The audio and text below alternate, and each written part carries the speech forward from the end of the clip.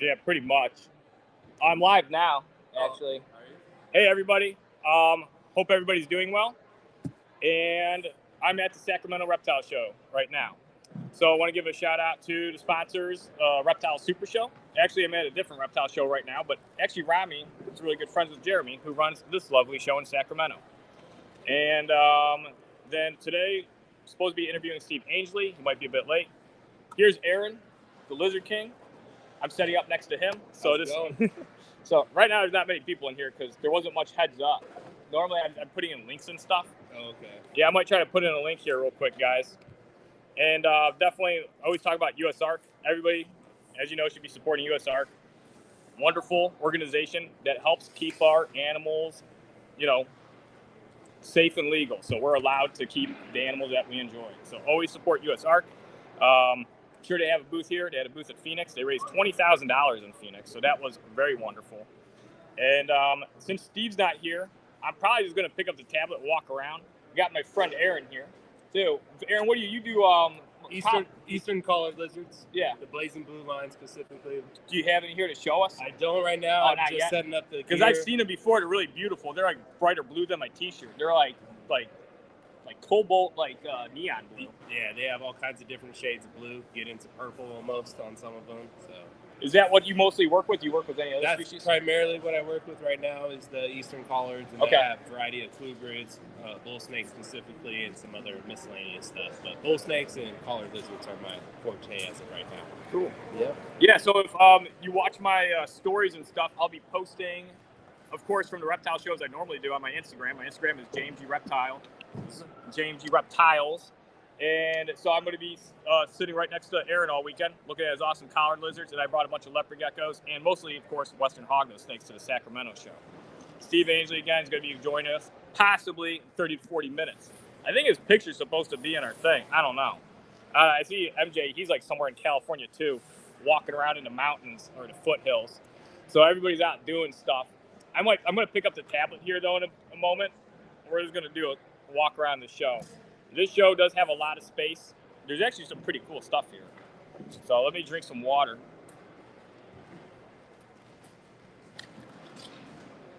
The flight was actually pretty good. I had an omelet on the airplane. I rated it. I gave it like a 2.8. All right. We got like 26 people in here. I'm not even going to put up the link for my Instagram because I can't find it. So let's walk around the reptile show.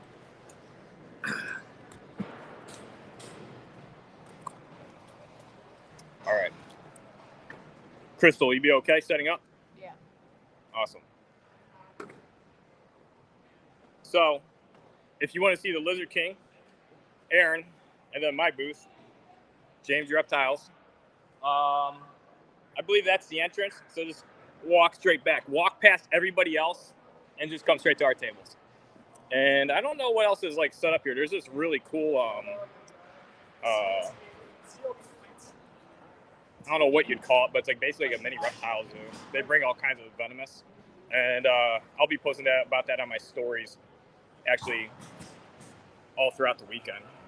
They have a bunch of cool stuff. Alligator snapper, a really big one in the tank they bring every year, and yeah, they don't have anything. Phoenix Herpetological Society. I don't know why they weren't at the Phoenix Expo. I was at the Phoenix Expo last weekend.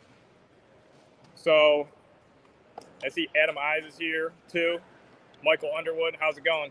Yeah, if anybody wants to request anything, request a topic, request to see something at the show, just let me know. Because Steve Angeli, I was just at his place. Actually, I posted a short video of me at his place holding one of his biggest Horridum. And, they do have the alligator snapper here, though. The alligator snapper is pretty decent to look at. It's pretty awesome. It's huge. It's one of the biggest alligator snappers you'll see. So if you want to see a giant alligator snapper, wait about 15 seconds. I'm almost there.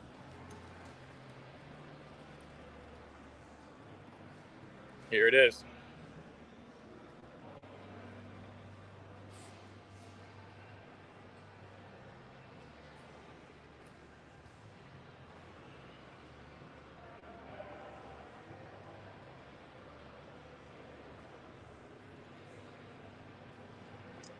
That's pretty cool. They have the native range there on the map.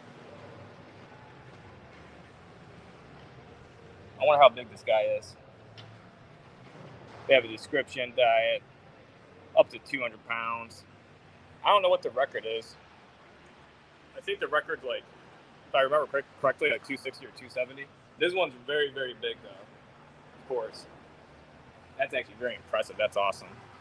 And so then they'll have like sulcatas and other tortoises out here tomorrow. Oh, they do have some stuff. They do have some. This is where the venomous. Oh, they already had the venomous out. They already have all of it. They had a cantil here last year. Ethiopian mountain adder. Hold on.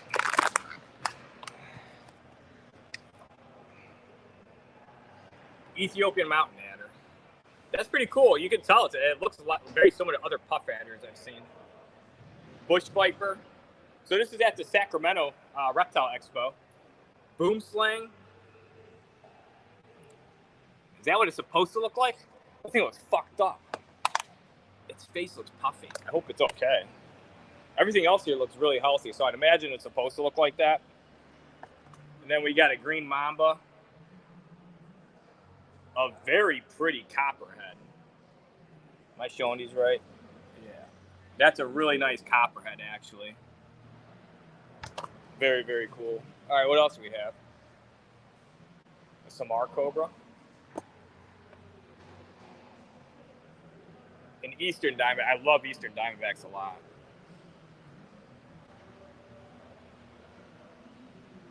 Oh, and his rattle's busted off. I don't know if you can see that. All right, what else do we have here? Black mamba, that's deep in shed.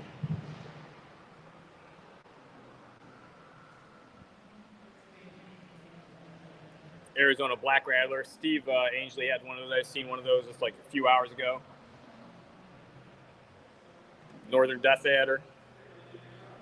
Southwestern speckled rattlesnake, pretty awesome. Spectacled cobra. Speckled forest viper. Black spitting cobra. Steve also had some of those. Oh, here's the cantil. I really like cantils. Look at his big chunky ass head. Looks like a hypermelanistic cottonmouth with like high contrast. It's pretty cool. Collet snake. I don't know what that is. It's a lapid. It looks like an elapid. This is a spitting cobra. That's like that one that dumbass in North Carolina like let go. Equatorial spitting cobra. Very pretty colors. Big boxy head. Very nice looking elapid.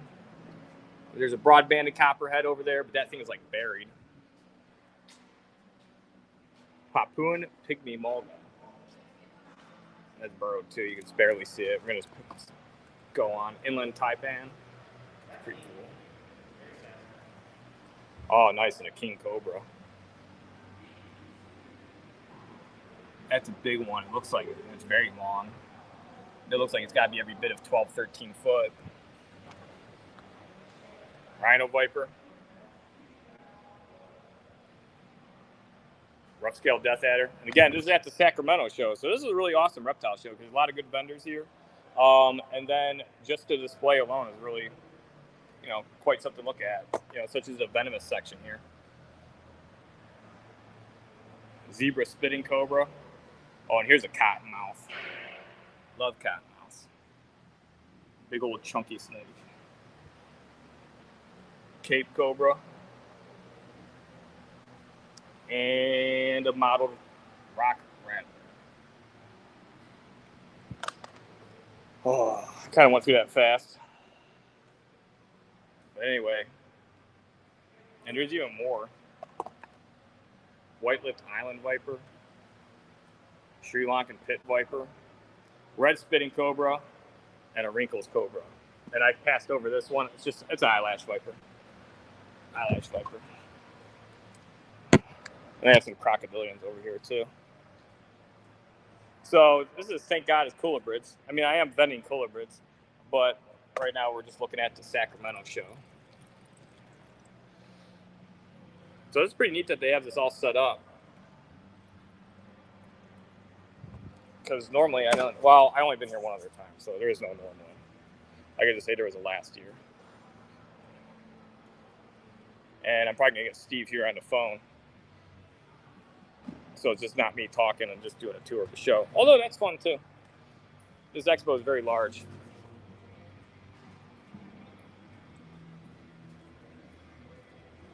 Weather here is great too. And right now, actually back at home, before I left, it's very hard to do back-to-back weekend expos where I have to fly out. So it's a little complicated, and there's a lot of organization needed to be done. Luckily, I have a lot of help. I have people back home watching and helping, watching my stuff and helping. But I was pairing, and I even observed a lock just hours before my flight, and I have to put on details to remove the animal once I'm, once they're done breeding, and which ones to remove and which enclosures those males go back in. Because obviously the concern with leaving a male with a female over the weekend is the female eating the male. Now there are ways to mitigate that and to keep a female from eating a male. The best course is to be there and to watch them. Pairing them shortly after cool down is really good because their metabolic rate hasn't risen to the point it will be once they've been out of brumation for a period of time. But we're way past that because I'm still pairing. This is a month post brumation. And another thing is too, you got to pair also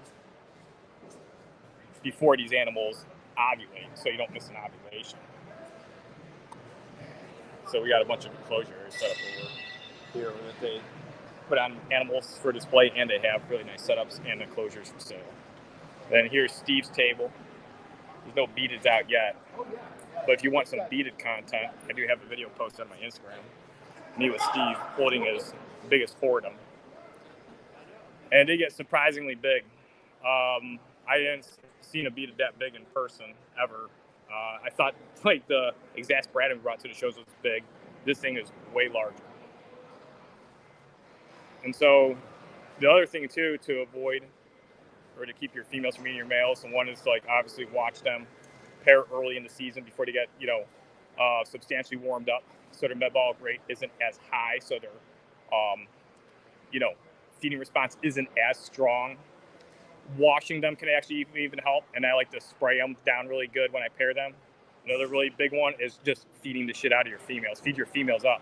You can even pair your females on a full belly. I do that a lot. All right, so what do we have here? Looks like we got some tegus and iguanas, Euromastic. Oh, I think this might be Steve calling me. Let me see what kind of phone call. It's Steve. What do we got, boss? Me on a phone call and doing a podcast. How you doing? Oh. Hey, Steve. I don't do that stuff. Hey, Steve. You on? All right, I'm already on the podcast. I'm just walking around the show and talking about hognose breeding, and I told people that you're probably going to come in and stuff, so it'll be awesome. All right, cool, Steve. See you soon. Bye. All right, Steve's on his way. Steve is a really fun guy to talk to, actually. Sometimes these podcasts can be a little challenging, and it's funny, my friend Dave, who often helps host with MJ, I don't think as much now, but, a little while back, he was doing a lot more. Dave Levinson from RL Exotics. Now he's Custom Scales. He kind of pointed this out, and it made a lot of sense. He's like, because most of these reptile podcasts he goes through are like a lot of like interview like style. And he goes, it's just kind of asking questions and getting responses. And it makes sense because the reptile hobby, herpetoculture, there's a lot more, I think, introverted people. And I'm actually fairly introverted myself. And so it can take a bit to get comfortable when you're talking with somebody to where you can be kind of just like you're more yourself and more comfortable with like a really good flowing conversation. And I think that's definitely a little challenging. And I think the more you do podcasts, the better you get. And the better the person hosting a podcast, or the better they get, the more comfortable they'll make other people feel. So I think with Steve, though, he's not the type where I think he's going to be nervous. I don't think I'm ever really, I'm nervous sometimes. I definitely am. The one thing is, like, anymore nowadays, you can't say, like, anything. You got to be very careful with what you say. And so then it's like you got to filter some of your thoughts and be like, is that appropriate? Or most of the stuff is like, I like to joke around and, like, talk shit. So sometimes, though, people are always looking for something to point out and nitpick. So, but hope when Steve gets here, I think it's going to be a very fun conversation. Steve's a very interesting person. He's had a very long life. He's had a lot of life experience, more than like a lot of people I've met. And he has a lot of interesting philosophical takes on life and applying it to reptile breeding and actually helping people and just going about life in a positive way. So when I get Steve here, I want to talk about his bee lizards and breeding, but also how he applies his own moral and self-philosophy to his keeping and breeding.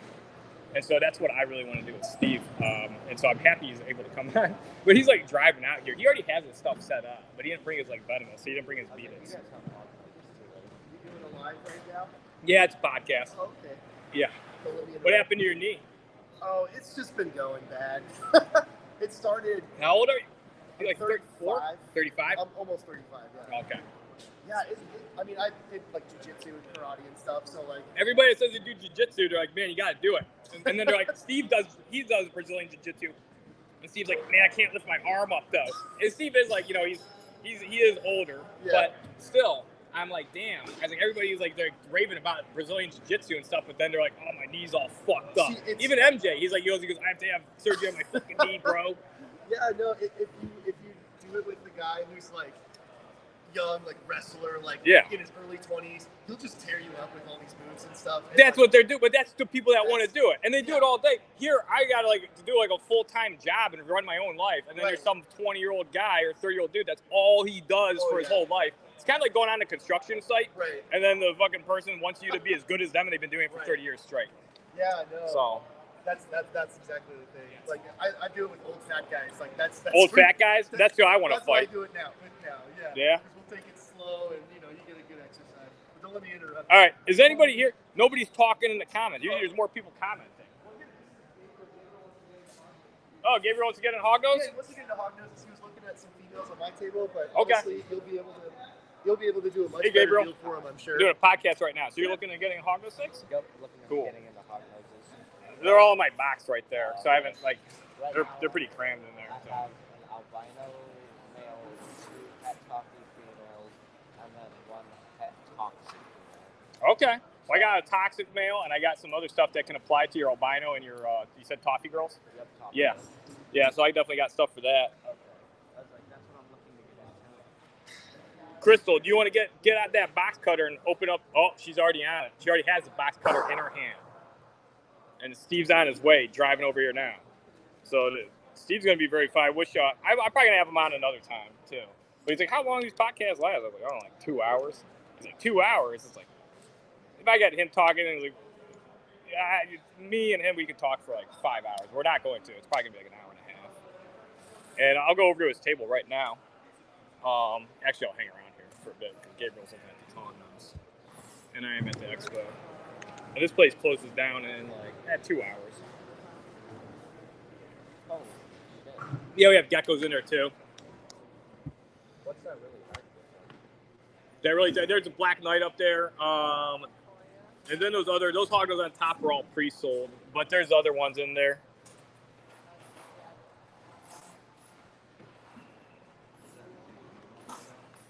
I feel like this thing isn't working. The comments. Well, I'm going to put hi as a test. Yeah. Oh, shit. Maybe I'm not seeing stuff updated. Yeah, because I can't see anything in the chat. I can't see the comments. The comments are frozen. You know what? I know what to do. I'm going to go and join the podcast from my phone.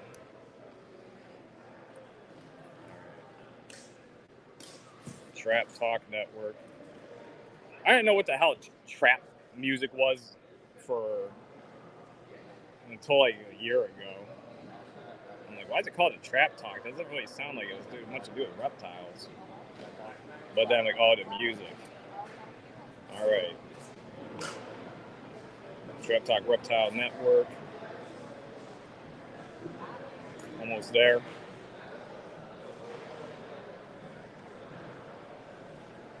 Oh, and there it is live right now. First thing I watch an ad.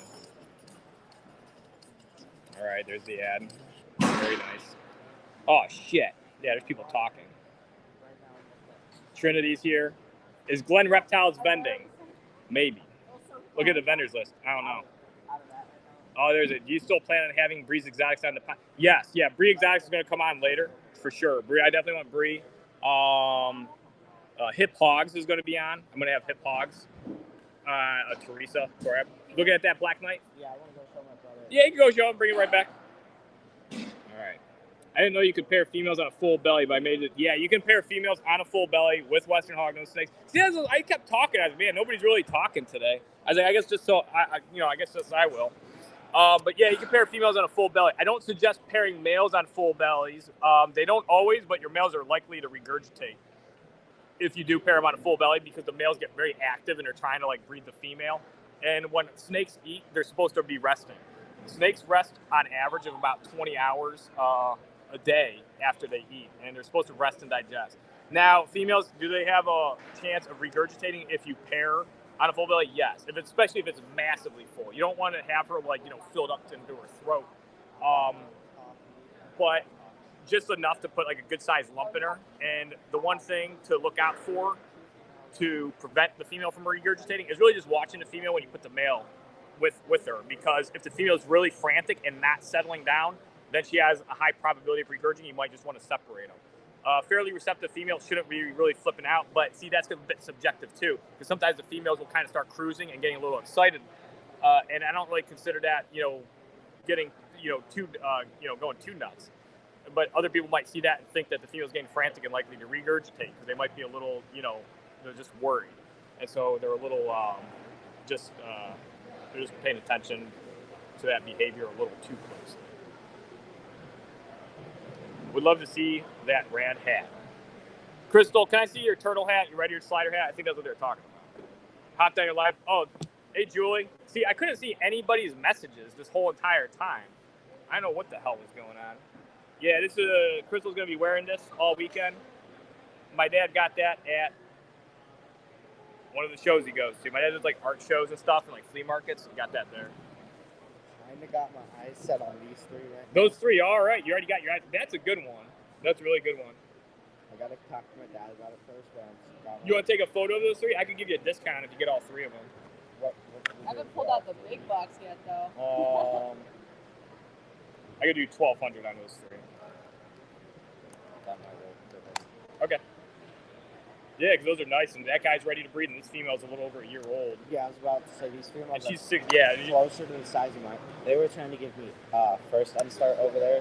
Okay. And my males already would be considered second unstart, right? Since they're like the size of these. Sure. So I would assume second unstart is what my males are around. So I was trying to get some bigger females. You guys are the only people in the whole show that's got bigger females. Yeah, I brought some other bigger females. As far as ones that are in that price range, though, that's probably the only one. That one's pretty low, especially because she's 66% pos double het. The chance she's het for one of the other ones is very, very high. So she's got a really good probability. It's very low chance that she's not het for anything. Yeah. So, and she's an Arctic Condo. That Black Knight does really got my. It is a nice Black Knight. Yeah, Christina pairs her females on full bellies. Yeah, I try to make sure my females are pretty well fed. It could be deceiving too. I've had females that were not the strongest feeders or have the strongest feeding response try to eat the male sometimes. Although it's like, while females eating male hognose, I wouldn't say it's super rare. It's also not, or it's definitely not super rare. It's, if you breed enough, you're going to see it possibly happen, or a female at least attempt. What size tub do you recommend for hatchlings? Okay, somebody asked that. I use, if you watch any of my more recent lives, I'm usually doing them in my playing card room at the present moment, and those are ARS cages, caging, rack systems, and those are the mini series. And the mini series are a little larger than a V15 size tub, but they're polycarbonate clear. Well, you can get them in polycarbonate clear. I was actually the first person to get polycarb clears from them because I didn't want them without the tubs being clear. I like natural sunlight coming in. For my snakes. Okay, so Michael Underwood's seen that giant beaded. How much that? I thought I asked Steve, was it like 10 pounds? He goes, yeah, probably like 10 pounds. Yes, I should. My Instagram is, well, I'm going to post it through here. Instagram is James Reptile. So if you want to watch updates live from here, I'll be posting on my stories. So, and Steve should be here pretty soon. So we can still sit here and talk hognose. Glen Reptiles, yeah, we like, I think this is a pretty decent sized show, and I didn't get to walk around completely. And Adrian, hey Adrian, see you here. Fairly Hog Parents. Liam's here. All right, a lot of people are here. So really good. But if you wanted ones who are bigger, like I know there's a little price here. So, but these are the projects that one question I get too is about pairing hognose and like basically like not the like time, like basically the seasonal or within. When can you breed hognose? Like what's the typical like you know season? A lot of people ask me like, isn't it too late to breed now? And no, I've actually have some females cooling now. You can simulate brumation at any time of the year, really, and you know ignite that instinctive reaction for the females to develop egg follicles post brumation and to you know simulate that seasonal change into breeding them. And so like that's why I'm breeding hognose now, and you've seen people breeding hognose even back in January. Like I see people hatching baby hognose now. And so you can do that for you know pretty much any time of the year. Really, I think breeding hognose snakes like during the fall and dead of winter, that's actually the most unnatural time to pair hognose. So when people are like, can I like brumate hognose in March and breed them in like May, June? It's like, yeah, that's actually closer within the realm of natural versus actually breeding in January. And they're both pretty effective. Both pretty effective. So one thing I talked about is like, you know, pairing hognose, because I am still currently pairing hognose. Actually, I had a really awesome lock right before I left, a lock I really, really wanted. And this male was a little on the younger side, and he ended up pulling through. And then I have to coordinate with people I have back at home to pull those males out and put them back. What the heck is this? That's just where I have it. Is this your folder? Oh, okay, yeah, because I didn't recognize it. I thought somebody may have left it here.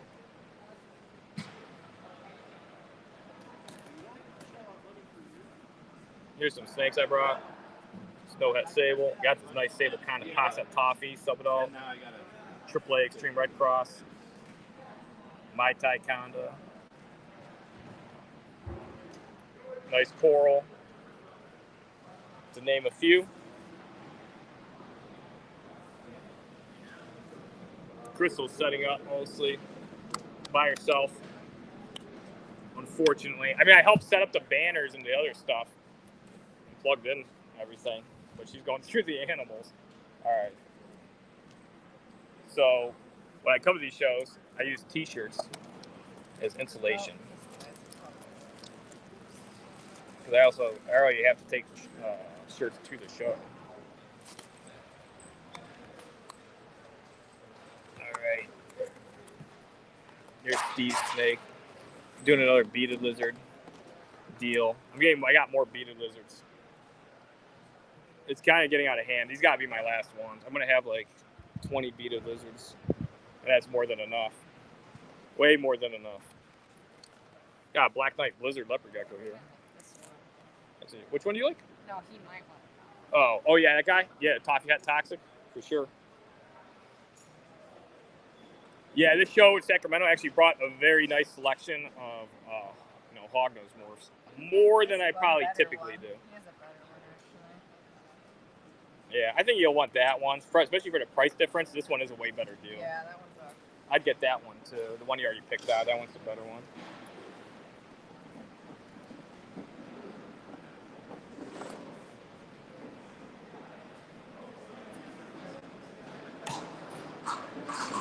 So when you come in the entrance, again, it's right over there.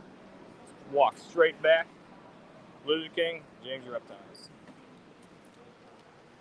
They got a little scooter here thing too to drive around.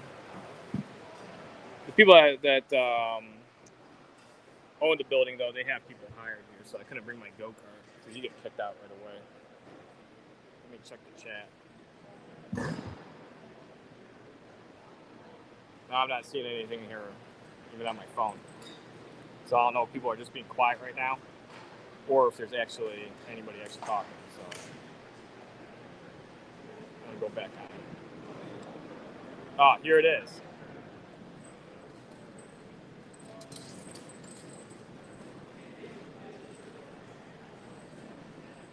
What do you pair with a supernova? Supernova leopard gecko? See it, Adrian? Yeah, the only venomous you can have here, I think, like, well, those venomous back there are not for sale. The only venomous you can have here, I think, to sell are, like, the beta lizards and the Gila monsters. I think that's it. I don't think there's, like, venom, like, you know, rear-fanged venomous, like, you know, stuff that's barely, like, not really considered that, like, venomous or, you know, medically significantly dangerous, like hognose snakes. They're allowed, of course, you know, or else I wouldn't be here.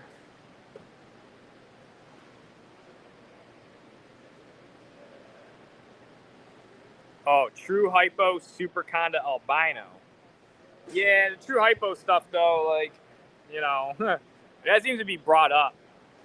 Well, I got here late. This guy here, he might buy something. He's looking at this trio. True hypo, anything, I'd breed it into pistachio, which is pretty much the same thing, just a different lineage. Some of the really high quality true hypos, I would say, are actually better phenotypically than certain true hypos. It depends. Like, I have true hypos. A lot of mine are kind of like outcrossed a bit, though, so they're kind of like, they're not really strong phenotypes. I mean, I do have a few. Like, I have a super Arctic true hypo that is a very nice, like a very good example of a true hypo. It's very high expression. Then I have a few other ones like that. And then I have these other ones that are like more vague and they're not as intense. So I would breed it to something that has true hypo lineage in it, because true hypo is polygenic. I know there's a lot of, well, there's not much debate. I mean, there's other people that say it's recessive, and I say it's polygenic. And even the originator, if you ask him how he created them, he'll say he kept breeding the nicest ones together and basically developed, you know, the phenotype through selective line breeding. And I popped up with true hypo, you know, individuals or ones that have a true hypo / pistachio phenotype out of a total of 4 different projects now. They're all very unrelated. And I crossed ones from one project into the true hypos, and I got visuals. And they're not the best visuals.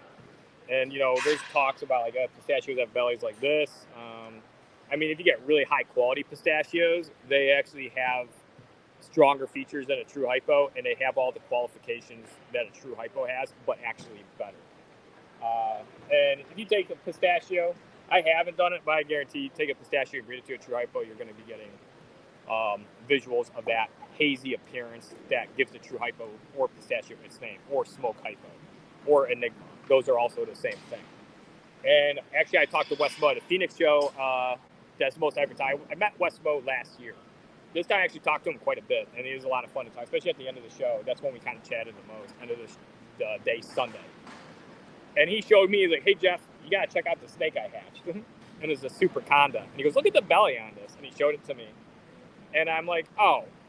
And I was like, that's like a true hypo / pistachio. And he's like, yeah. He's like, yeah, I thought it looked like pistachio. And it was like a lot lighter colored.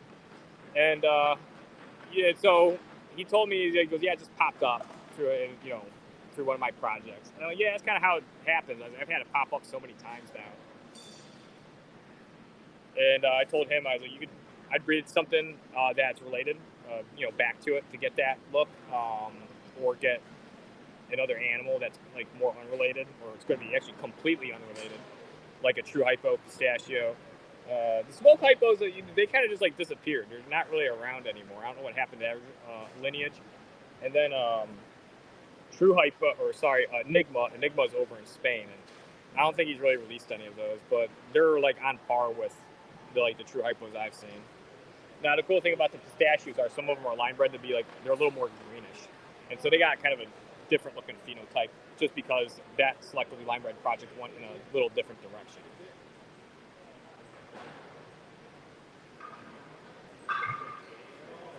Yeah, it's polygenic. And I think I have a delay now here in the chat because the last I see is Michael Underwood saying was just about to ask if it was polygenic.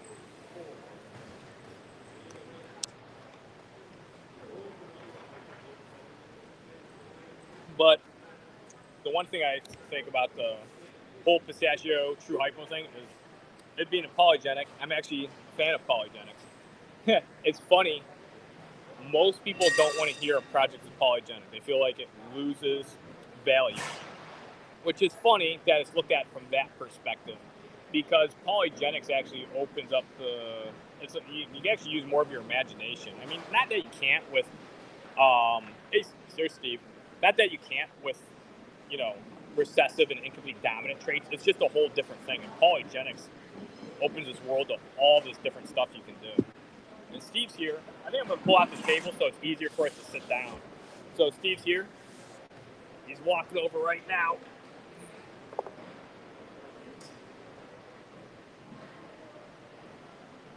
We're going to do it right here, Steve. Yeah, I've been talking for about a half an hour. You've been talking for a half an hour? Yeah. About hognose snakes. I walked around the show. I showed him the venomous section. Right now? Yes, but it's facing me. Once we sit down, I'll turn it around. Right now, it's just facing me.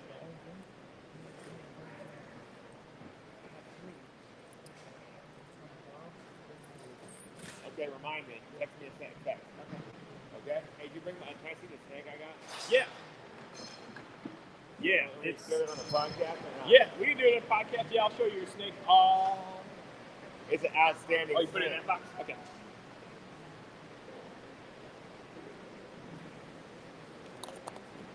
Now you can see all that color coming in the background. That's rad, dude. This one's going to be way nice. This is like, again, I kept most of this one's sisters. Oh, you did? Yeah. You told me I should get the snake. So Yeah. I appreciate it. Yeah, and for it to already be that colorful at that size and everything, and you'll be able to get it even bigger. Steve's been, the hognose he got from me, he's been feeding like twice a week. These things are like massive. he got from me at like Puyallup in the end of January. I could not believe how big they were. All right. So, there we are. You can see yourself and everything. Yeah. This is Steve Angeli, good friend, and most of the people here are people that already follow my Instagram and everything. And so they've actually been followed. They already seen this, like The beaded lizard? Beaded lizard, yeah, me already being at your place. I posted a video and all that. And hopefully everybody can hear us pretty well. Steve and I are both fairly loud talkers. I'm loud. Yeah, that's good. My wife says I'm yelling at her when I talk to her. Really? Sometimes like you're yelling, I'm like, I'm not yelling, I'm loud. That's funny. That's what, Crystal said that too, because she's kind of like, my dad's loud. So when everybody's loud, you start talking loud. But it's good too, especially at a reptile show. To talk to people, you have to be able to enunciate your words and everything. Well, I'm Italian too, and I'm from Oakland, so it's like okay. So Oakland and Italian. So yeah. All right, and right now, like, I can't get the updated chat here, so I've been just getting the chat through my phone. Okay. And so, Steve, you work with a bunch of different venomous. Yeah. But your favorite, do you have a favorite species? Well, yeah, beaded lizards, the Helodermid lizards, are my passion. I breed both. I breed 3 species of beaded lizard: Heloderma horridum, Heloderma exasperatum, and Heloderma alvarezi. And I breed the Gila monster, Heloderma suspectum. Okay. So, is there any subspecies of the Gila monster? So, they were broke down into 2 subspecies in 1956 by Bogart and Martin Del Campo. They called them Heloderma suspectum and suspectum cinctum, right? Okay. And they basically, the ones from California, Nevada, parts of Arizona, and Utah were all considered cinctum. And the ones from big part of Arizona, New Mexico, and Mexico were all considered suspectum. Yeah. Locality specific. So my animals are all technically suspectum, although, so I always thought it was the same animal before they did the DNA, because I have animals that are so thin banded and have hardly any black on them, and they're supposed to be suspectum, right? Yeah. And they ran all the DNA. So in 2010, Daniel Beck and Gordon Stewart and a bunch of biologists did all the DNA on all the Helodermid lizards. and they came up with 4 different species of beaded lizards. So beaded lizards used to be Heloderma horridum, Heloderma horridum exasperatum, Heloderma horridum alvarezi, Heloderma horridum Charles Bogarty. Now they're considering them a single species, right? Yeah. Except CITES. CITES still considers them a subspecies. Oh, okay. So interesting. It's funny how when they change taxonomy, it doesn't always flow like that, right? With everyone. And so, I mean, but so when you do CITES to ship out of the country, they don't break down the subspecies. So if you look in the CITES database, it only says Heloderma horridum, beaded lizard, and Heloderma horridum Charles Bogarty because it's CITES 1. So it's listed. You understand? Yeah, yeah. So, I mean, they don't recognize alvarezi and exasperatum. Now, actually, that's my favorite scientific name is Heloderma horridum. I think that actually sounds really cool. They should just keep them all horridum just because it sounds so damn good. Well, it's derived from the Latin word horrible, right? Yeah, because they're venom. Right, because they're venomous, right? And Heloderma comes from a Greek root word like helos means nail-studded and derma means skin. Yeah, because they're osteoderm. They have calcium in their bone. Yep. Piece of bone in all their skin. That's it's a very interesting lizard. They actually don't have scales. Those aren't scales. They don't call them scales. Yeah. I mean, I don't know. They call osteoderm. Yeah, right. Well, yeah. They're not really. They can't get mites. I've never seen a mite. No, they can't. There's no way they can get a mite. There ain't no fucking way a mite could even penetrate that. Yeah. So even if mite's got like 8 times the size, there's like no way. That skin is tough as heck. Yeah. They're funny though, because it must be like, you think they'd have such a good, self-defense in the wild, being so tough just skin-wise, also having a horrible venom, and then once they get big, there's not much that can really mess with them. They're huge. So in Mexico, like a lot of Mexican indigenous people will eat like iguanas and lizards. Yeah. They don't really eat those things, dude. They don't. You know what I mean? Yeah. It's like, I don't know. There's like some kind of they call it a scorpion. Like they also call it lagarto. I don't speak Spanish too well. They call it lagarto in Chequirado. I'm not pronouncing it correctly, but it means beaded alligator. Oh, okay. Yeah, that's what they call it down there. And they call the alvarezi. They call it a black scorpion. Scorpion. Yeah. Interesting. Uh-huh. So the one thing I was going to ask you about, so you've been keeping beaded lizards for like nearly 30 years? Since 1998, I bought my first beaded lizard from Robert Applegate. Okay. And they were $1,200 in 1998, man, and I was making $11 an hour. Yeah. I had to Applegate saw, well, you can make payments, and it was I think it was November. He's like, you can make payments, and then you pick it up in August and come down here in person and get it. They used to have a really cool reptile show in San Diego, the RBC show, and I'm like, well, let me think about it. So we don't have a deal. I'm like, I got to think about it overnight. It's a lot of money, right? That's a lot of money, right? So I thought about it overnight. I called them the next day and I made a deal with them. And I sent them postal money orders. Yeah. They didn't have all this shit, man. You know what I mean? Sure. I found his ad in the back of Reptiles magazine. That's funny. I called him, yeah.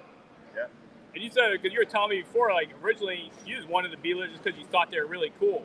So I was in California and it was the only non-native venomous reptile you could keep.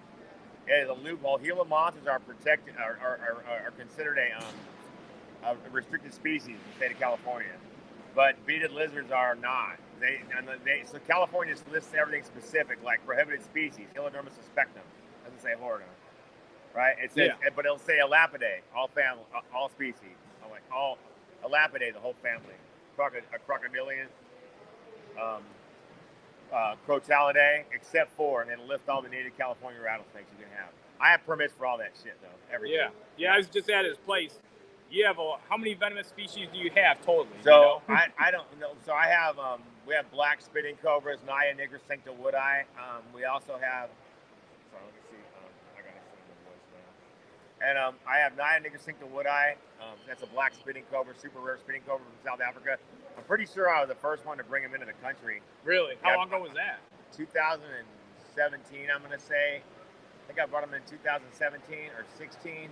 I bought him from a South African wildlife agent. Oh, really? So they were seized animals? No, they weren't seized. He bought them from they were captive born. He bought them from an African ear. African ear are those people that I don't know what's going on with it. You can take the phone call real quick. Just tell them you're in a podcast. It's not a phone call. It's music on my phone. It's going off in my pocket, and we lost it. Oh, okay. Yeah. So Yeah, no. So he bought them from African ears. Like African ears, like it would be the equivalent of somebody who lives in the mountains of Virginia here.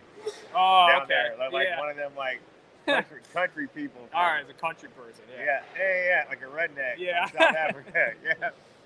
And he sold them to me. So it was pretty difficult though, because they came in. I lost half of them. They were expensive, and I lost. I think I brought in 12 of them. I lost 6 when they came in frozen. Oh, really? Yeah, and then I sold a pair for a lot of money, and the female died. Oh, geez. And so the guy was a super cool guy. My friend Nick Millichamp, he's a veterinarian down in Texas. He basically let me keep the money and said, just give me one next year. So I had to end up buying another 13 of them the following year so I could replace the snake, which I did. Yeah. And he flew out here and drove home with it. Yeah? He drove to Texas with it. Yeah, that's a far drive. Yeah. So. And you said you do the CITES for the beaded lizards. What countries are really wanting the beaded lizard? Which ones do you export to? I mean, I've exported beaded lizards all over the world, man. Japan, Hong Kong. I've exported to South America, Costa Rica to a zoo. Where else? Oh, Germany, of course. Sure, yeah. Czech. So actually, I sent him to Germany for the Czech guy. But yeah. Anywhere else? Oh yeah, I sent Alvarez to Indonesia. Oh really? I did. Okay. Yeah. Yeah, because like certain countries, I'm not sure what their laws are on. Well, so they're so anybody who's listening to this podcast, I just got master file CITES. I have CITES in my hand right now. I can ship beaded lizards anywhere in the world that has CITES. As part of CITES means Convention of International Trade of Endangered Species. And I have the only master file CITES permit for Hyloderma lizards. Yeah. You know, I know I do. And you don't have no idea what they made me. I had to send receipts from 19. You said you got animals from Mr. Applegate, from the Oklahoma City Zoo, from the Montgomery Zoo, and from Chris Lyman. Well, do you have any proof of this? And I'm like, your office has given me 30 permits the last since 2005. They're all but as a matter of fact, so I got all those. I had receipts from all those places. I was mistaken about Oklahoma City Zoo. It was Tulsa Zoological Park. Oh, okay. Yeah, it's close. Tulsa. Yeah, well, I'm like, you can see where I'm in. But I produced all that. I had to send all that in. I had to send receipts from 1998. The Montgomery Zoo receipt was from 1995. Really? Yeah, well, I bought them from a guy who gave animals to a breeding home, and he got 3 babies. They were born at the zoo. And I bought the 3 babies from another guy in Springfield, Missouri, on or about, I'm going to say 1999 or so, I bought them. Nice. And I produced my first big litter from one of those females. I got 10 babies. Yeah, how was that, producing your first beaded lizard? I got 2 my first year, and one came, I was using an incubator, and I was following the thermostat. I don't use all these Reptile thermostats. I use Johnson Controls for my my incubator. You saw I made that? Yeah. That's a refrigeration company in the United States, and they use those on like walk-in freezers that have $1 million worth of meat in them. Gotcha. You know what I mean? It's these are it's just not faulty, man. You know what I mean? They're very precise. Yeah. Yeah. And so, but in the incubator, it wasn't exactly precise. And I was incubating my eggs the first year. I forgot how many. I think I'm going to guess I had 5 eggs. And 3 of them, 2 of them went bad. One of them died fully formed in the egg. It was the best one, of course. Oh, geez. And then one came out with an egg yolk. I had to tie it off and cut it, and it lived. It survived. And then I had one big one that came out perfect. But the incubation, the temperature was about 78.5 degrees. It was too cold. Oh, yeah, it's a little lower. You tell me 82 I had it degrees? set at 80. Oh, you had it set at 80. So now I set it at 82. And I have a different incubators now, though. So I built my own incubators. I use a refrigerator and heat cord. But I mean, I set it at, my egg temperature is now 81, stays about 81.5 to, I'm going to say 83. But usually about 81.5 to 82.5 is about where my eggs stay. Have you ever tried experimenting, incubating like around 85? No. I found that when you go too low, you start getting knots in the tails and stuff like that. Okay. I think the same thing would happen. Yeah, if you go too high. Yeah, because they're going to be having that constant metabolic rate. I found that works on all 3 species of beaded lizard and Gila monster. I incubate my egg temperature about 81.5 degrees. Okay. It's optimum. Yeah. So, anywhere from 80 to 84 they will be okay. But I like to keep it around 81.5. I found that that's the optimum temperature. And with exasperatum, horridum, and exasperatum and horridum, it's 180 days at about 82 degrees. Okay, 180 days. That's 6 months. Alvarezi is about 155 days, 160 days. It's a whole, like, I would say 155 days. You saw the one. Yeah. I was expecting those in May. Really? Yeah. So about 25 days sooner. Almost a month sooner. All right. So 150 to 155 days. So if you're impatient and you want to get into B-lizards, get the Alvarezi because the eggs hatch 25 days earlier than the other species. So that's another story. So since I started this, I wanted Alvarezi since like the year 2000. Okay. And I never could get them legally. And I met a guy, man, in Florida at the Daytona show, and he called me in 2017, and he said, "Hey, I have 4 Alvarezi. I have CITES for them. Are you interested?" And I'm like, well, as long as they're not all males, I'm walking. And he sent me some. He sent me 4 pictures from ultrasound. I don't know what the fuck I was looking at. I just bought them. And he ended up getting 7 of them. And so my friend John Heidecker, I don't know if any of you know who John Heidecker is, a big tortoise breeder down in Florida, right? He breeds radiated tortoises, and he also is part owner of 3J's Galapagos Tortoise Farm with Jason down there in Miami. Oh, cool. Yeah, he's my really good friend, John Heidecker, and me and him, he was going to bankroll it for me, but I sold my stock because Trump was president, and I cashed my stocks out. Yeah. And we ended up buying about, we bought quite a few lizards, we paid about 70 grand for them. And you got 4 Alvarezi. No, not for 4. Okay. No, total for all of them. Yeah, okay. Yeah, no, I was buying them back then. They cost me around about, between 5,000 and 6,000 a piece. 5,000, 6,000. Okay. But I mean, these came in kind of rough, man. It's like, I had to work with them, right? Yeah. Even though, they were captive born. I had CITES. But sure. I think they were raising them outside. So, gotcha. So they were a little on the strung outside. So you had to like. Some of them, but I had to work with them. They look really good now because I've seen your adults. They look like they look they're nice. Great. They look when awesome. I first got them from Mexico, like I said, they raise them outside. Like they basically fence off an area and where they're from, and they like raise them in. Okay. And so they're almost like wild animals, Yeah. Even though they're not really wild, they're yeah, sure. They look perfect. I seen them. I wouldn't know it any different. But some of them came in kind of thin and stuff like that. So I have babies actually right now. I'll have babies for sale in a month. They're hatching right now. Who do Alvarezi babies go for? They're $5,000. $5,000. Yeah. So they're expensive. They look really good as adults. Yeah. I like the adults like a lot. The big ones. ones. They're born with color. They're born with pattern. I've seen that. Yeah. And same with some of the horridum are born with pattern and they lose it. I've seen that too. Yeah, I seen some of those horridum. I was surprised by how much color some of them had. And then you said they well, none of them really, because I've never seen too many horridum that have that. You saw much. my big ones. Some of them, Yeah, some had quite a bit of I've seen some of but those. None of them are really. I forgot to show you. I have a pair that are from a different locality, and they're like white and black, but they have tons of color on them. Oh, really? But they're different. Oh, shit, they're not like exasperated. Yeah, I forgot. I'll take send me a picture. Yeah, send pictures. I haven't bred those yet. You haven't bred those yet? No. I just got them. I've had them for this is my second year with them. So. Okay. What's the difference between horridum and Charles Bogardai? Because I seen this one. They're different. They're smaller animal. Oh, they are. Well, they're built different. Their back legs are a little bigger. Their head, they have a different attitude. Their body scales and the scales on the belly are different. Are they? Now, okay. Alvarezi's head scales are different, noticeably different from horridum and exasperatum. They have much bigger, pronounced head scales on them. Yeah, the horridum are probably my favorite. I like them a lot. They're cool. They seem to get the biggest, those too. horridum aren't normal looking. I mean, they're not. I mean, they're normal for southern Mexico. They're like more, even the ones you saw, the ones I had that had the most spots, that's a typical southern horridum. That's still a reduced pattern. Sure. But you're selectively line breeding. That's like right, but I mean the original ones I got were just, they're the very big boy, the real big one. Mm-hmm. That's just a southern horridum, the way he looks. Yeah. The ones my babies are a lot less pattern than him.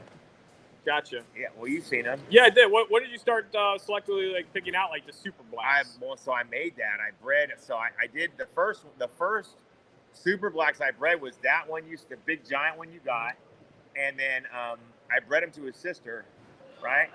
His sister was blacker. I sold her to somebody. I bred her a bunch of times, but she was darker than him, and I bred them together one time, and I got babies, right? And one of their babies, I kept. It was that other big, pretty dark one I showed you. Yeah. That's him. That's his son. Okay. They fight like, wow, I put those together. You put those two guys together? Yeah, they wrestle hard. It's funny because I watched actually a video. Well, I've seen the video of you putting your exasperate for them combating, and then I actually seen it was supposed to be like them in the wild. Like, I don't know if it was staged, but it looked like it was in Mexico. They showed two adults like combating. Alvarezi? I think they were actually like Charles Bogart or Horridum. They looked like Horridum to me. Okay. In the video. Yeah. But they were like biting each other like back and neck and trying like tumbling around. Yeah. And so that's something you do actually to instigate breeding is put the males together to rile them up to create some competitiveness before introducing them with your females. Yeah. Yep. I hope Mike doesn't leave them. Oh. No, Well, it's good. It's good. I just want to make sure I have my keys. Gotcha. Yeah. And so another thing too with the beaded lizards and the Gila monsters, everybody always asks me because they see me handling them, is getting bit. We've talked about that. If you get bit, what do you do? We've already talked. Yeah. So, if you get bit, you need to shake it off immediately. Like shake it off. Like they'll come off.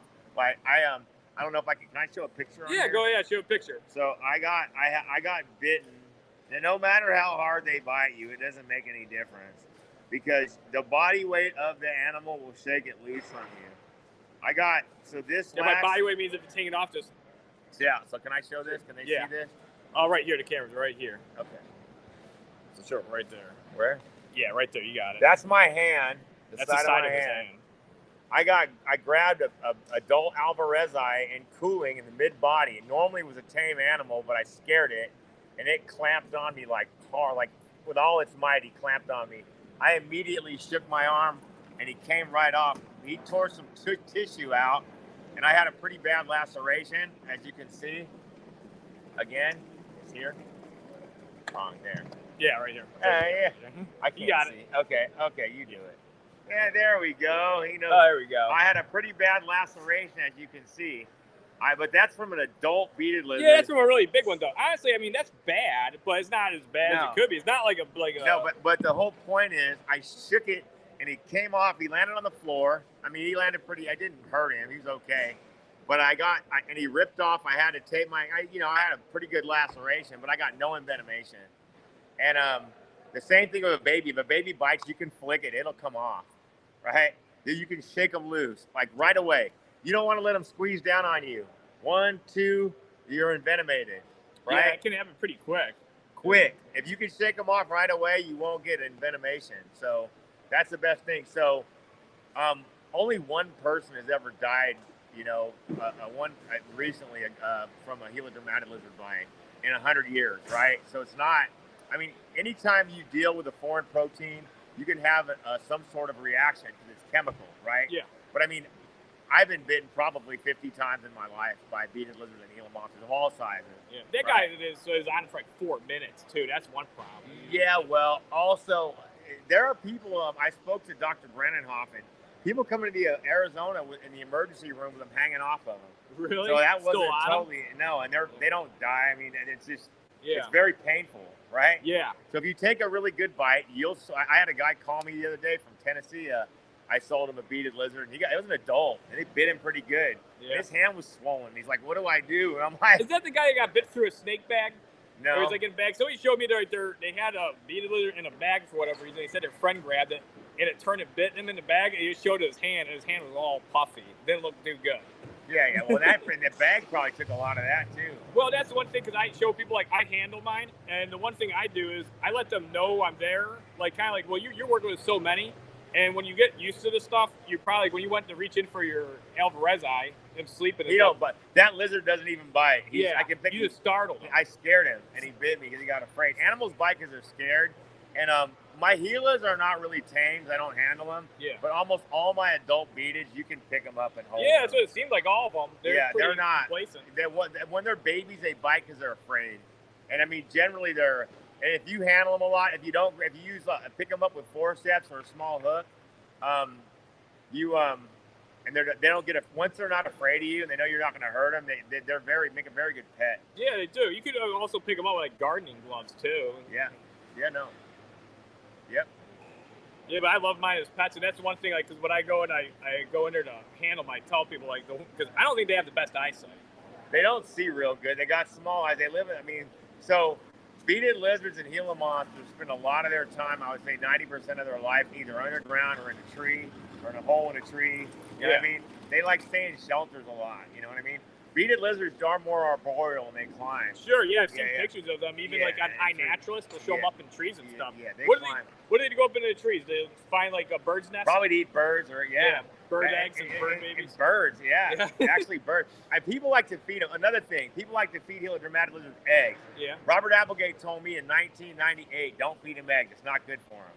I never fed my lizards eggs, man. But they eat eggs in the wild. There's a lot. Have you seen a wild lizard? They look emaciated. A lot of them. It's not a healthy meal. Yeah, well, they're not eating a lot. They eat what they can. They eat what they can. It's not a healthy meal.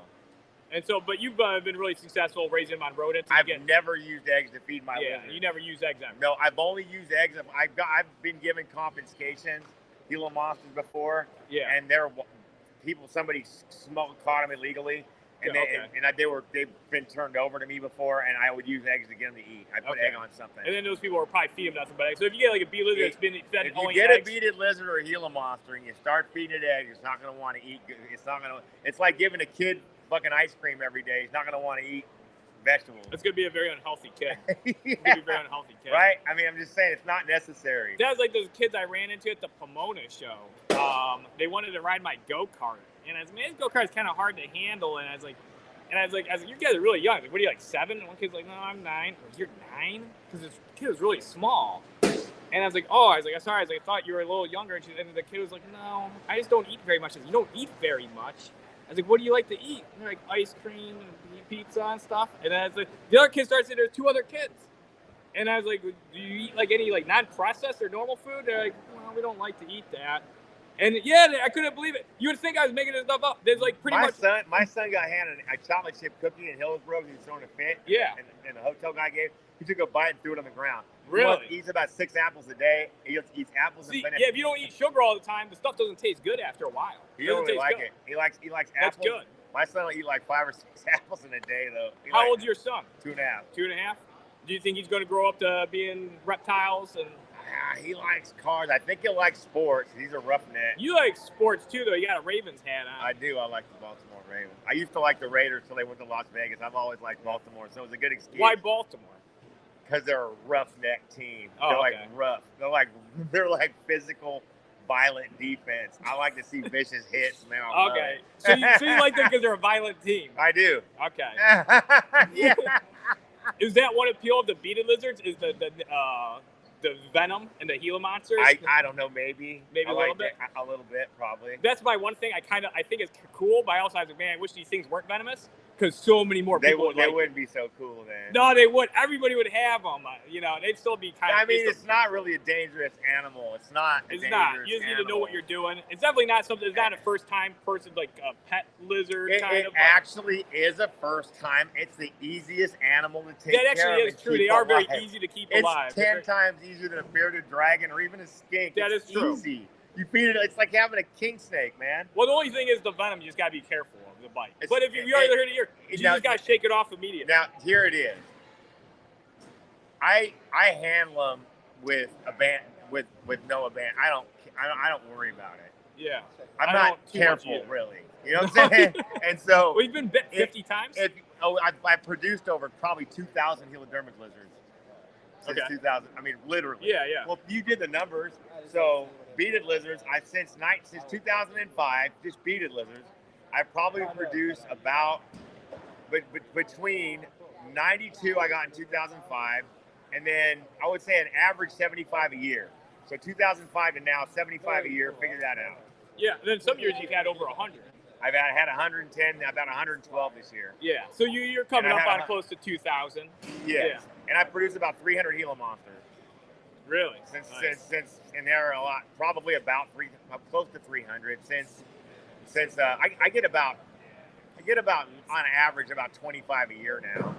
But I mean, I've been doing that since 2010. Yeah, and they sell good. I was next to you at Puyallup, and so many people are interested in these. They're harder to breed.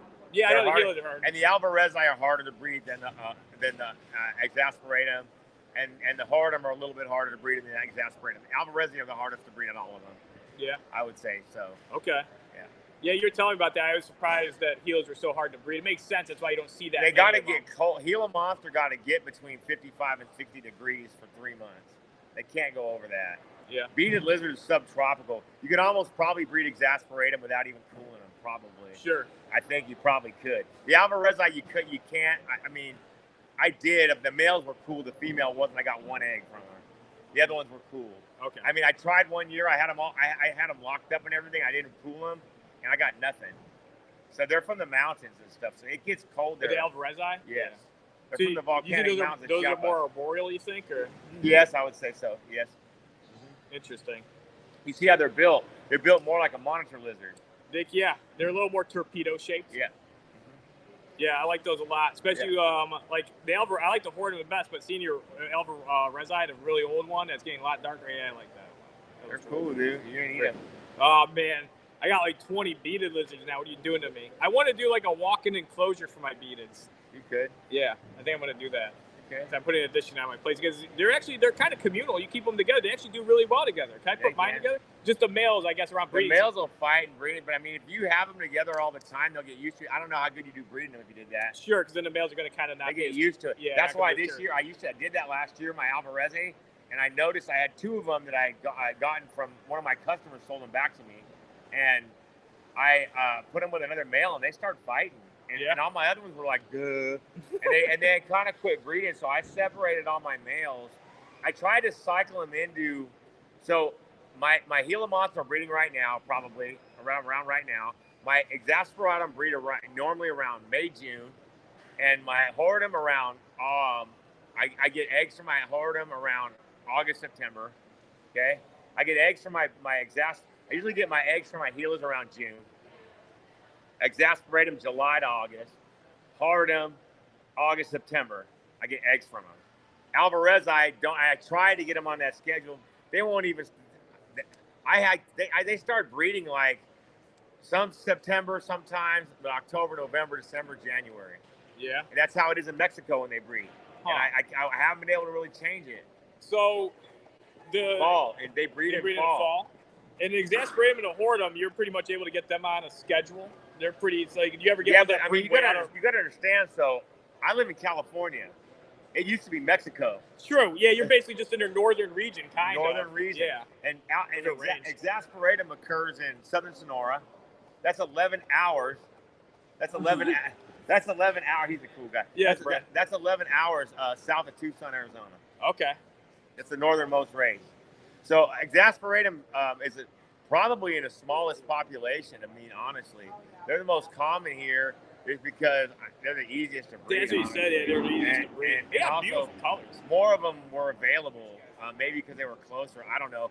Robert Applegate told me that he used to go down to Mexico and buy them for $20 a piece. Really? Gilas and beaded, and walk over the border with them in a burlap fucking bag, and they let them bring them in. Wow. It was before CITE. Back in the day. Before CITE. Yeah. Well, you hear like I remember like pancake tortoises, $20, radiated tortoises. It wasn't in the 60s. It wasn't illegal. No, even taking stuff from Australia, it wasn't legal, but there wasn't really any repercussions when the first people were doing it. Like they'd get like back in the 70s, and stuff. Yeah. They said like the first person that got caught, he basically got like a day in jail. They just took his animals and they said don't come back, and he just got banned from the country basically. I didn't even know about that. Yeah. Are these all brothers and sisters? No, they're not. They're actually pretty diverse. They're pretty diverse. A lot of those black knights are pretty outcrossed. So you got somebody looking at some black knight leopard geckos there. And so we are in the middle of the expo. And Steve, how long have you been coming to this show? I've been doing this, I don't know, a while. Yeah, it makes sense because it's like, what is it, 12, 15 minutes from your house? Well, it was like half an hour. Holy shit. When I called you? Yeah. Because of traffic. Yeah, right. Yeah, you did tell me the traffic was going to be pretty bad. I came during rush hour. But tomorrow, about 12 minutes. Yeah, because it's the weekend. Yeah, maybe 15 minutes. So that's good for everybody that's coming out to the Reptile Expo tomorrow. And yeah, if you want a beaded lizard, come see me. I got them. I would say this. I have some exasperatum that are 6 generations captive born and bred for color. I don't think you can find anything like it for sale, except for me. Yeah, he's been doing selective line breeding with his beadeds for and I have quite a while. And I was going to tell you about the super black. I bought Southern Horridum and outcrossed them so they wouldn't get too inbred. Gotcha. I outcrossed them, like that one I showed you that had quite a bit of color. Yeah, because you said it was from a different bloodline. I used it to outcross it because it's not good to. I noticed some people that were trying to breed them too close. They get like small ass litters, 4 or 5 babies only. Oh, really? Yeah, and I'm still getting. I get 10, 12 babies out of a litter. I'm gonna read just some of this to see if we have any questions or anything. It's mostly people just commenting. The St. B lizards are very cool. That's cool. Yeah. Yeah, somebody says like, yeah, poor Crystal's working. Yeah, you're not supposed to know that. Yeah, Crystal's, she's just checking out. She's not even working. Oh, wait, I'm showing my phone. She's working. She just gave me an eye. That's not nice. She's working. No, I mean, she's just enjoying the hog nose. I wasn't trying to sound like an asshole. That just happened because of the way I talk. And so she's going through the animals. She is working. But it's fun work. She's looking at hog nose snakes. Excuse me. So, and then the one thing I was talking about too before I did this interview with you, I was like, you have some very good life philosophies. So I started working out because of this guy. I don't even know why. You started telling me to work out, and I just started doing it. I started doing push-ups and pull-ups. And even when I was at his place, I was like, do you have a area to do pull-ups? He goes, you do this right on the on your porch, the rafters in your porch. And so what life philosophies have you taken that you've applied to your reptiles? Because you're, pretty well grounded. You've had a lot of life experiences and everything, and you have all this really awesome collection of venomous reptiles. And in the state capital of California, mind you. Yeah. I have the only private permit of its kind in the whole state. Yeah, that's pretty interesting, because that takes a lot of ambition and persistence. And if God is for you, who can be against you, man? I'm a man of faith. Yeah. And I'm a man of faith. I'm a recovered drug addict and alcoholic. And I spend a lot of my... I grew up in a very nice family, a nice mother and father. I was raised Italian Catholic. And I played football, Pop Warner football, high school football. I was an all-Alameda County football player in the Bay Area when I was my senior year in high school, and I started drinking and smoking pot, and I ended up becoming a full-blown. I became an alcoholic and a drug addict, and I spent the next 10 years in and out of jail. And I came from a nice family. My dad was a CPA. My mom was a housewife. Oh wow! I was like an all-American kid. And I was team captain of the wrestling team. It happened to me. Sure. And but I always had this faith in this God, and when it ceased to be fun and I wanted to stop, you know what I mean? I couldn't stop, so I started praying, and God put me in a spot where it stopped working for me, and so I turned myself into jail in 1994, and when I got out, I never went back, and I started trying to spend my life helping other people, addicts and alcoholics, or anybody who needs help to a solution to their problems, and my whole reptile passion was a desire that I believe deep down in every man, woman, and child is a fundamental idea of God. And I believe that passion, that if you have a passion or a fascination for something, that God put it there. And He'll give you a path to walk to get it. Just like Jeff Galewood breeds hognose snakes because he loved hognose snakes, not because he wanted to make a bunch of money. Yeah. It was a result of, just like me. I started buying these beaded lizards in 1998. I told my first wife, God bless her, I'm going to do a business with it someday. But really, I didn't give a fuck if I did a business. I just wanted to buy beaded lizards. I loved it. I loved them, right? And then I sat around, man, trying to think about a better way to hatch an egg and everything. How can I do this better? And basically, my passion, obsession. I followed my dream, and then I wanted to keep venomous snakes, and the state said I couldn't, and so I took the state to court after I went through a battle with the state for about 4 years. Yeah. And I'm licensed in California. I have a broker-dealer permit and a breeder's permit. Now the people in the state are really cool. There's a little different regime in there and everything. And even though you have to know what you're doing, I'm a very professional at what I do. But I mean, I feel like if God puts a desire in your heart, man, it's his promise to you that it's already yours. You just got to be willing to put the work behind it. And you got to be honest, and you got to work hard, and you got to think of other people, man. Yeah. You got to try to help God's kids. Who's God's kids? Everyone who's not me, right? Yeah. All that stuff, all the bullshit that the world's selling you on TV and all that, the hooray for me and fuck you attitude, all that's going to do is you may end up having a lot of money, maybe, but you're going to end up being all alone and sad. Because everything, what you're looking for, you already have it. And you're going to find it through love and thinking of others instead of yourself. It took me a long time to figure that out. You know what I mean? Yeah. But ever since you started going on that life philosophy and figuring that out, things have been. I did 12 steps in Alcoholics Anonymous. I did 12 steps. And people think it's about quitting drinking. It has nothing to do with stopping drinking or doing drugs. It's about spending your life, man, in service to your fellow man. And as a result, you don't want to drink and use drugs anymore. There was a carpenter man a long time ago. He tried to tell everybody that. But now the world's trying to make it seem like it's a fantasy or a fairy tale. I listened to this guy, his name's Bob Proctor. He passed away a couple years ago, and he had a lot of really good life philosophies. And that's what his whole thing was basically, where everything's like in vibration. We're all connected. We're all connected. Everything's energy, and there's you are your own thoughts. So positive energy, positive thoughts. And he was also, I'm going to say, so the Bible says, so a man thinketh in his heart, so he is, not his head. Yeah. Your head can tell you all kind of fucked up shit. It's not true. Excuse my language. I can't swear. You can swear as much as you want. Swear as much as you want. Okay. Yeah. Hey, my mind will write a fucking story. You know what I mean? And here it comes. If you're living in the past or if you're living in the future, right? These are constructs made up by man to make you afraid and scared, because it's only ever really right now, this moment. And when you go beyond right now, when you go into tomorrow and what happened in the past, you go without God, man. Hence comes fear. Like, what if this? What if that? What if this? But like tomorrow will always be right now. You understand? Yeah. No, that's one thing I worry all the time. And that's bad for you. The stomach. Yeah, it's not helping me. It doesn't help me very much. So I have not overcome this. This is something, a goal I try to shoot for, right? Because if you can live in the moment, you can enjoy life to the fullest, right? If you can enjoy this moment right here, right now, you'll never be in this moment again, right? Yeah. It takes practice, right? That's why I like Steve so much. Your take on life is really refreshing and extremely helpful. I didn't invent it, man. It's in a book, man. They call it the Bible, man. Yeah, but you found that information, and Well, so check it out. So, the Bible told me what to do, and 12 steps told me how to do it. Yeah, and even I think if you're not even a believer, these are life philosophies you can live by. You don't have to believe in God to be good. I mean, God is spirit, and God is love, and God is truth.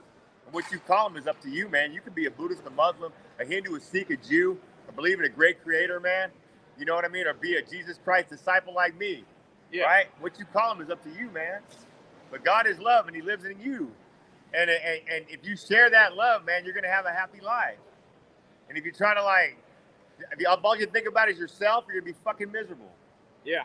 And I think that applies very well to breeding reptiles. Because when I started social media and stuff and being able to converse more with people and help people and everything, that actually is very nice. And it actually, I think, helped me more. And then just making memes and just doing things just because I loved it. And, answering people's questions. And it kind of just actually, of course, ended up benefiting me with even sales and stuff. But that wasn't really the intention. And I think that's why it worked, because that was not my intention, really. Especially with snake memes and just talking, conversing. It makes sense, I guess. You'd probably kind of stupid for not thinking oh, this isn't gonna help. But just doing things for the for the right reasons is very important. Just like these shows. If I come to these shows trying to share my passion for my animals and try to help God's kids get what they want and not go out and try to make $1, I have a wonderful time. And I always seem to do well. Yeah. Right. When I used to come in the past, man, I used to think, I gotta make this. It was like a fucking bummer, man. It is, because people sometimes watch what shows I'm going to, or they'll ask what's the best shows, and it's I understand, you definitely don't want to go to a show there's not any fucking people. Right. Because here's the thing, if you go to a show there's no people, it's it's not going to be as fun because there's less interactions and stuff, and you know, there's just a smaller crowd. But you know, I like to do reptile shows to kind of like change things up, get out there, meet people. And when you're by yourself all the time, you know, you can get into your own thoughts. And when you go out there and you experience the real world and you start talking to people, you feel a lot better. You talk to other like fellow breeders and stuff. And then, you know, it's like, oh, you know, these are, you know, very nice people that want to socialize and, you know, just be part of the community. Because this wasn't always easy for me. That's why I became an alcoholic and a drug addict, because all I used to think about was myself. Yeah. I was a nice enough guy, but I was obsessed with myself. And as a result, man, I wanted to drink and use drugs, man. It's like to put something between me and me. Sure. You and so, I mean? Yeah, so... and some people don't drink or use drugs. They're just assholes. That's not... And people are mean. They can recover, though. But people are mean because they're unhappy. Yes. I tell my son, the nicer you are, the happier you'll be. That's a good way to look at life. It's true. So your son has a great dad. I think you're going to be able to raise him very well with your life philosophy and everything, because you've had a lot of experience. Yes, I have. And so, like, you know, I haven't gone through, like, the same stuff you have, but even your just positivity and your outlook in life and stuff has helped me a lot. Well, and I really enjoyed talking to you. Thank you. And thank you for getting me to do push-ups and pull-ups, too. Yeah, it's good. And now I got to get a slam ball and all this other shit that you're showing. Yeah, I see all these people, like, right? If you want to preserve your youth as long as you can, man, exercise, like really exercise, like hard. Exercise hard every day. I'm not hard, but yeah, I push myself. Yeah. I'll be 58 years old, man, and I can do 70 push-ups in a minute. Yeah, see, you wouldn't think this guy's about to turn 58 either. I'm just saying, if you want to stay young, work out, eat well. Eat well, work out. And if you drink, don't drink too much. You know, a little bit's okay. My daddy's 91, and he had like, my dad every Friday and Saturday night when he was a CPA. Every Friday and Saturday night he'd drink 2 Manhattans and he'd get a little. My dad'd catch a good buzz. Yeah. Friday and Saturday night, but that was it. He'd get a little. So he's disciplined and everything. He'd catch a little buzz 2 nights a week. Nothing wrong with it. You know what I mean? Yeah. But it wasn't like. But he was, other than that, he ate healthy. He drank a lot of water. You know, took care of himself. Yeah, you're gonna feel better overall mentally. You're gonna have an easier time taking care of your animals, and you're gonna feel better about yourself and feel better about other people and everything. Yeah. So that's one thing, like I was talking about before you came here. I'm really glad you shared, like, you talked about everything you just did, because, you know, a lot of these reptile podcasts they're good, but a lot of times they're just like interviews and stuff. Right. And I think there's a lot more to, like, obviously there's a lot more to all these people, but a lot of times it's hard to open up and talk about things. And I think like everything you shared is extremely useful. And here it is. Dream. If you could dream it, you could do it. It's like people told me when I'm gonna get permit to have all these animals in California. They laughed at me. I'm all, you don't fucking know. I'm all, you don't know. I'm all, you'll see. I'm gonna get that license. Last thing I do. And it's like, I was qualified and I put the work behind it. And now I have guys that volunteer for me, and they're going to get their. I'm making it. I'm giving people their hours if they are willing to work for me to be able to do what I do. Because everybody, I feel like, has a right as an American to have a pursuit to happiness, even if it is breeding venomous reptiles. Just because you think it's weird or crazy doesn't mean I shouldn't be able to do it. Exactly. Right. Yeah, because that's what I see. Some people, they have like kids and stuff, and they don't want their kids to get a pet reptile. I'm like, why do you have a kid? You know, your kid. I mean, I could understand if it's just a fad and your kid only wants a snake for a month. My mom fostered that. My mother was my biggest fan, man. Oh, good. Yeah. I would catch gopher snakes where I live. It was like a great thing. And my mom would bring me to the East Bay Vivarium. My buddy John owns it now. And to get a mouse once a week to feed it. Yeah. Very nice. It was cool. My mom, sorry, I didn't mean to. Yeah. No, you didn't. No. My mother was my biggest supporter in my reptile hobby. That's how my mom is. My mom's very supportive. My mom sometimes can be a bit of an enabler, though. So it's good my dad was there, because my dad, a lot of times, he'd be like, no. And he's more the one to yell at me. So that was a good dynamic for me to grow up. So it worked out, because now I'm breeding hognose snakes. So my parents raised me very well. They did. They did the best they could. That's all you got to do. You got to be there. Yeah, exactly. Nobody's perfect, so yeah. If you're doing the best you can and you're there, that's all you got to give. The most valuable thing you have is your time. True. You give your time to what you love. So don't waste it. Very good words of wisdom. I think we're gonna leave on that note, because I know it's getting like kind of close to closing time. I gotta go home and eat dinner. My wife's gonna murder me. I've been gone all day. Yeah. Well, thank you for doing this, Steve. Yeah. Very happy to be your friend. Very happy that you're able to come out and do this podcast. I'm happy to be your friend too. All right, brother. Yep. God bless. Later, Steve. Okay, thank you. Yeah. See you later.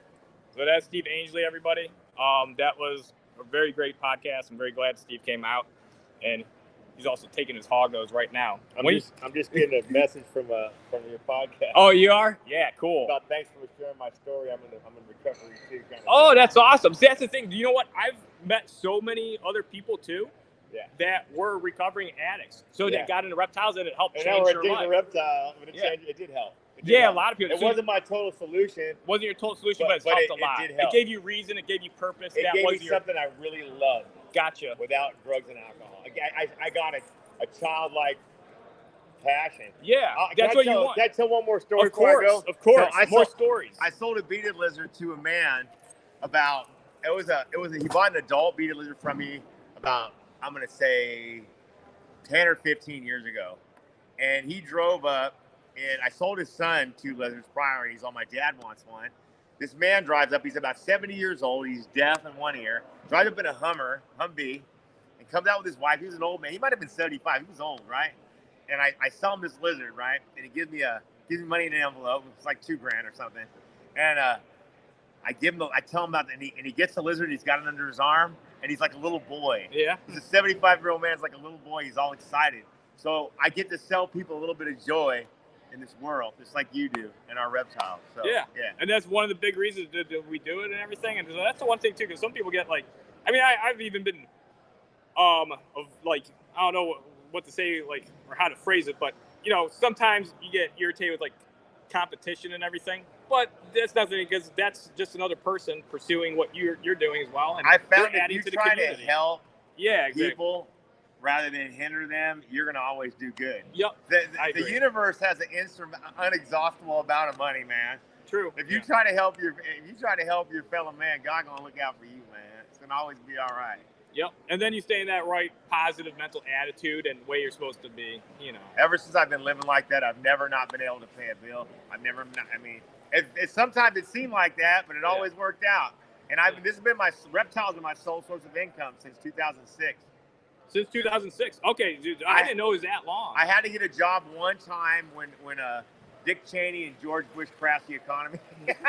I had to get a job for a year. Yeah. Okay. I remember that. And then once I ran out of inventory. I needed a guy gave me. I sold a guy a cane Corso, and he gave me a job. Basically, I was a servant for him and his family. I trained him in the gym and cooked for his family and drove his kids to school. And he gave me $100 a day. Yeah. Yeah, for like 6 months. It was great. Oh, nice. So, yeah, but that's the thing. You've been doing this for that long, and yeah. It always works out. It always works out. Yep. All right, again, see you guys later. Have a good night. Later, Steve. I'll see you tomorrow. Okay, bye-bye. Again, Steve Angeli, everybody. That was an amazing podcast, and we're closing here in about 30 minutes. And so I got to start help pack up, and I got to help Crystal go through some animals. Actually, we can go through some animals on the live here. How are you organizing them? Are you organizing them by ID? Yeah. Oh, very good. See, she already knows my whole process. She already knows my whole process. Ones that need to be clean. Yeah, you're going through ones that need to be clean? Yeah, so I'm organizing them so I don't have to like throw away a million gloves. Gotcha. Yeah, because we got to change substrate and spot clean them now. So I think everybody, hopefully, you know, I think that was like an amazing podcast, and hopefully a lot more people rewatch this one, because this one I didn't get to advertise it much or like, you know, post about it, because I was just running so late with everything, picking up my animals, and everything got delayed, and then the traffic was really, really bad. Like even Steve, we made the flight. We almost missed the flight too, just because the lines at TSA were insanely long, like stupidly long. I've never seen Cleveland Hopkins International Airport that slammed. But luckily, at first, like, because we were going through the lines and everything, and we're not going to make it. And I had money in my wallet. I was like, what if I start giving everybody like $1 to like cut in line? And Crystal's like, oh no. She's like, usually if I'm doing embarrassing stuff, well, Crystal's like, you know, we've known each other super long. We've known each other for like 6-7 months. She's already experienced some embarrassed or secondhand embarrassment for me. I don't get embarrassed much or often, but I started offering people in line. I was like, hey, I'll give you $1 if you let me cut in line. And we got 3 people. And actually, the 3 people were like, I won't even take your $1. And I got to the 4th guy, and he's like, no. I was like, oh, really? And then this lady behind me, she's like, you're going to have to offer a lot more than $1. I was like, there's like 80 people ahead of us. I was like, she's like, maybe for like $5. I was like, I don't have that many $5 bills. And if I did, it'd be like almost $400 to get through this crowd. And then this, we were like pretty close. Like we were about 15 minutes from the gate being closed. And this lady that was, because the lines were very long, so they were aware of this. And this lady that worked, with TSA, she's like, is your flight taking off soon? I'm like, yeah. Because she could hear me because I was complaining so much. And so I told Chris, I was like, see, this persistent bitching really helped. And, I wasn't really, I wasn't mad. It was just kind of like a funny situation, especially if I, missed a flight. It was like, there wasn't going to be anything until, the next day. And she goes, well, you could skip ahead. She's like, because since the lines were so congested, they were making exceptions for certain people. So then I told that guy that didn't take the $1, I was like, should have taken that $1. He would have had a free $1, but he wanted to be a dick, which is okay. Because his whole thing was setting an example, because he goes, that's why I come to the airport a couple hours early. It's like, dude, I was working all night and trying to get all my animals taken care of, and I had to go to Southwest Airlines Cargo, drop off my animals, and then come here.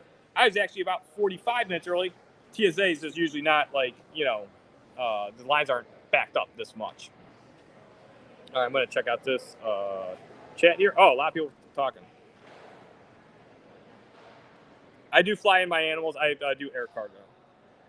Yeah, watch this one again. I think this is, some very inspirational conversations and information. Steve told a lot of really good stories. I pretty much just let him talk because, I didn't have anything better that he was saying. He had some life-changing advice. Yeah, and thank you, Holly. Said hit that like button. Steve opened up and shared some. I didn't know if he was going to share that information. That was up to him. We never even talked about that. He's like, what are we going to talk about? I was like, I don't know. Because I wing all of these. We didn't even go over anything. I told him we were going to talk about beaded lizards. And so, yeah, Steve's a very good guy. And I'm very happy I met him. And I'm very happy I have beaded lizards. The slam ball's legit. Yeah, he just sent me videos on how to use the slam ball. Because the first time he told me about it, I got off the phone and I looked at Chris. I'm like, what the fuck is a slam ball?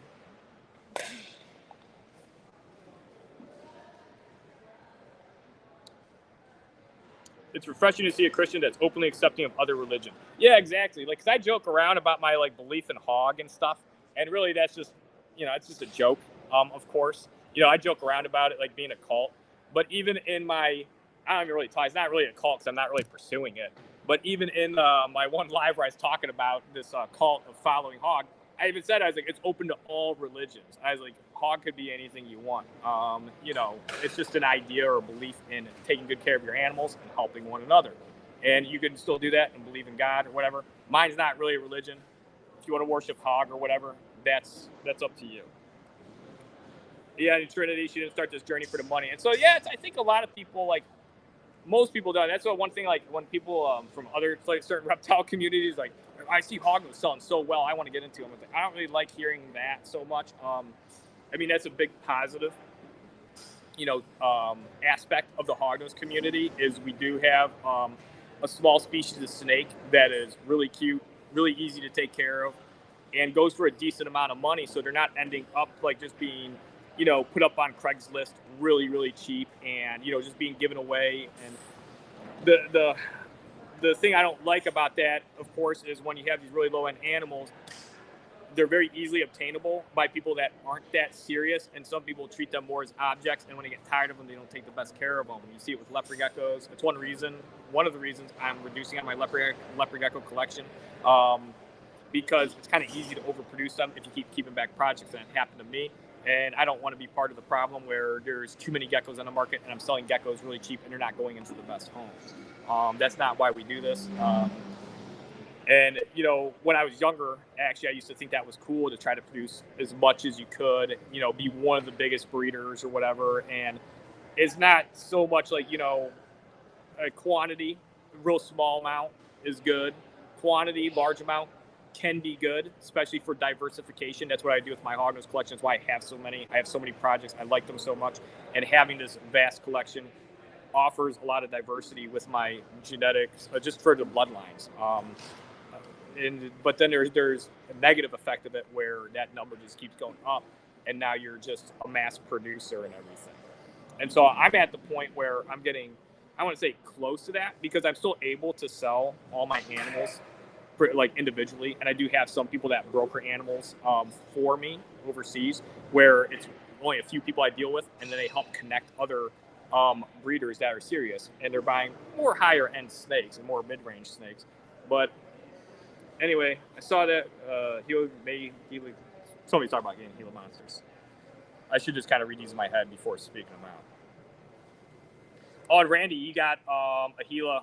Okay, I'll screenshot this and I'll show it to him, because I would have liked to have caught that while he's here.